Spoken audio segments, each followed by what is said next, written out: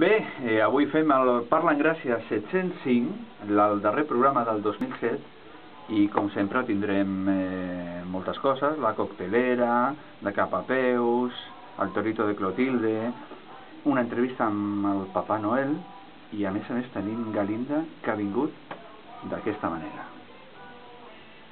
Galinda, saluda. Hola, hoy es un día muy especial, estoy preparada para recibir al Papá Noel, una personalidad para mí única, y estoy un poco nerviosa. ¿Y este anillo es de Tous, Galinda? No, este es Agata Ruiz de la Prada. Ah, vale. Bueno. Me la he hecho especialmente para mí. Muy bien.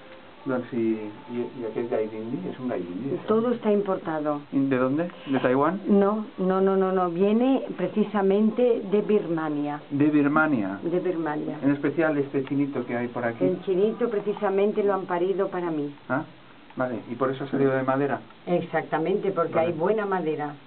Bueno, pues nada, això és el començament d'un programa èpic.